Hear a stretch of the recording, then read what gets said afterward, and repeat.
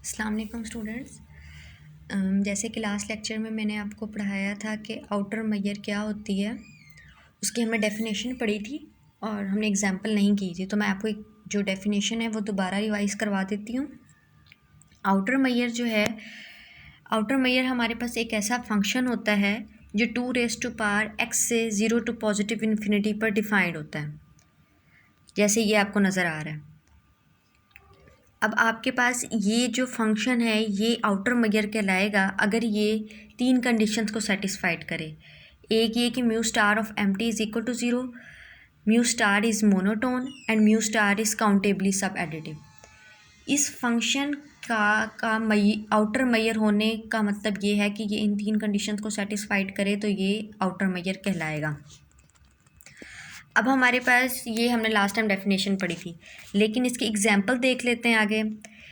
इसकी एग्जांपल में ये है कि हमने एक फंक्शन लिया है mu star 2⁻x to 0 to positive infinity. इस फंक्शन की डिफाइनिंग ऐसे है कि अगर मैं ई जो 2⁻x से ले रही हूँ उसका वो अगर एम्प्टी है तो उसका मैयर 0 होगा, और अगर वो नॉन एम्प्टी है तो उसका मैयर 1 होगा। अगर 2⁻x से एक ई कोई भी सबसेट है 2⁻x का, यानी कि पावर सेट ऑफ x में से कोई भी सबसेट ई ले लिया है, उसकी मैयर 0 होगी अगर वो एम्प्टी होगा, और अगर नॉन एम्प्टी होगा यानी कि अगर उसमें एक एलिमेंट पड़ा है या एक से ज़्यादा भी हो सकते हैं, कोई भी एलिमेंट अगर उसके अंदर पड़ा है तो उसकी मैयर 1 होगी।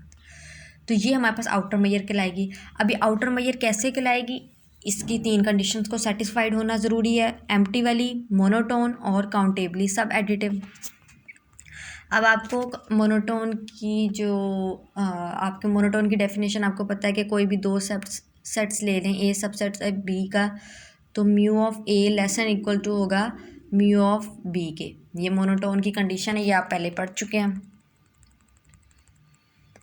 अब हम जब चेक करेंगे तो हमें पहले तो ये चाहिए कि म्यू स्टार ऑफ एम्प्टी 0 हो। अब हम देखें तो हमारे पास बाय डेफिनेशन ही पता चल रहा है कि अगर एम्प्टी होगा तो उसका मैयर 0 होगा, ये तो हमें डेफिनेशन ही बता रहा है। तो हमारे पास जो पहली कंडीशन है mu star of empty is equal to 0, ये हमारे पास बाय डेफिनेशन ट्रू हो चुकी है। सेकेंड, मोनोटोन के लिए for A B belongs to 2⁻x से 2 सेट्स ए बी लेंगे ए सबसेट है बी का, तो हमारे पास 3 केसेस अराइज होंगे। अब जब ए बी का सबसेट है, या तो ए एम्प्टी होगा या फिर बी एम्प्टी होगा या फिर दोनों एम्प्टी होंगे या दोनों नॉन एम्प्टी होंगे। तो हमारे पास ये केस 1 है कि हमारे पास ए भी एम्प्टी है और बी भी एम्प्टी है। अगर दोनों एम्प्टी हैं तो हमारे पास बाय डेफिनेशन दोनों एम्प्टी हों तो उन दोनों का मैयर 0 होगा। तो इसका मतलब है म्यू स्टार ऑफ ए और म्यू स्टार ऑफ बी दोनों 0 हैं by definition of mu star. अब आगे है हमारे पास सेकंड केस, ये है कि एक एम्प्टी हो, ए एम्प्टी हो और बी नॉन एम्प्टी हो। अब ये मर्ज़ी है, ए भी आप एम्प्टी ले सकते हो और बी भी एम्प्टी ले सकते हो, ये मर्ज़ी है आपकी। तो पहला केस ये था कि दोनों एम्प्टी हो। सेकंड केस ये है कि दोनों में से कोई एक एम्प्टी हो और एक नॉन एम्प्टी हो। तो ये इससे हमें पता चलेगा अगर जो एम्प्टी वाला है उसकी मैयर तो 0 हो जाएगी बाय डेफिनेशन, और जो नॉन एम्प्टी है उसकी मैयर 1 हो जाएगी बाय डेफिनेशन। तो हमारे पास mu star of A less and equal to होगा म्यू स्टार ऑफ बी के, क्योंकि यहाँ पे ए की मैयर 0 और बी की मैयर 1 है, तो 0 लेस देन 1 होता है, ये अंडरस्टूड है। तो सेकंड केस भी सेटिस्फाइड हो गया। अब है थर्ड केस में ये है कि आपके पास ए भी नॉन एम्प्टी है और बी भी नॉन एम्प्टी है। तो अगर दोनों नॉन एम्प्टी हों तो बाय डेफिनेशन उन दोनों का मैयर 1 होगा, ठीक है। जैसे ये लिखा हुआ है कि म्यू स्टार ऑफ ए भी 1 होगा, म्यू स्टार ऑफ बी भी 1 होगा, दोनों नॉन एम्प्टी। दोनों एम्प्टी तो 0, दोनों नॉन एम्प्टी तो 1। अब आपके पास तीनों केसेस को जब आप कंबाइन करोगे, इसको, सेकंड को और थर्ड को, तो आपके पास ये आ जाएगा कि mu star of A less है equal to mu star of B, क्योंकि हमारे पास पहले केस में दोनों बराबर आए हैं।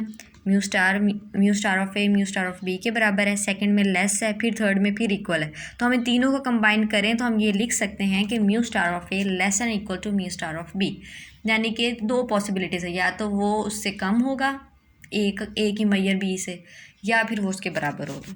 तो आपके पास ये जो कंडीशन है मोनोटोन वाली वो सेटिस्फाइड होगी। अब नेक्स्ट है काउंटेबली सब एडिटिव। काउंटेबली सब एडिटिव के लिए कि हमने एक सपोज कर लिया let E n be sequence of pairwise disjoint sets in X. Pairwise disjoint मैं आपको बता चुकी हूँ कि अगर कोई भी दो सेट्स ई एन और ई एम का जो इंटरसेक्शन है वो आपके पास एम्प्टी होगा और n not is equal to m. ये आपके पास पेयर वाइज डिस्जॉइंट की डेफिनेशन है।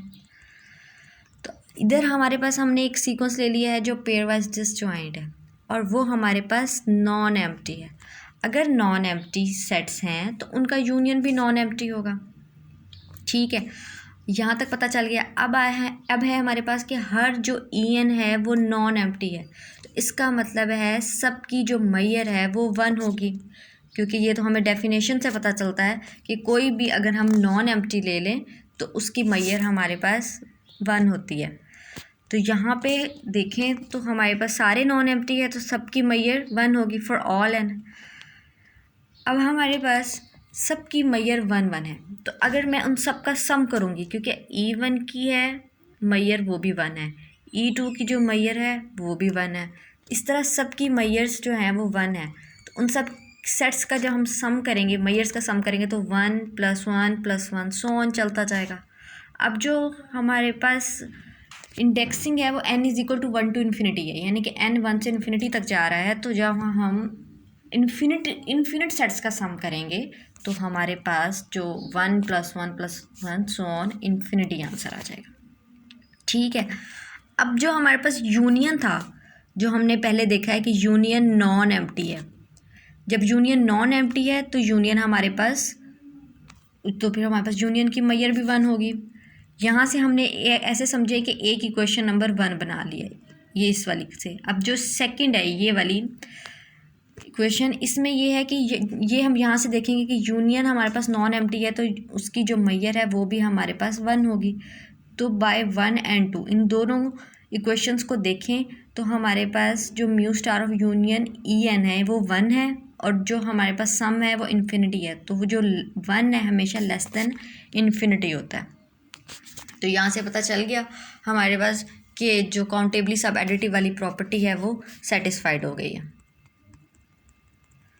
आगे है कि ये हमारे पास इससे ये प्रूव हो गया है कि म्यू स्टार हमारे पास एक आउटर मैयर है।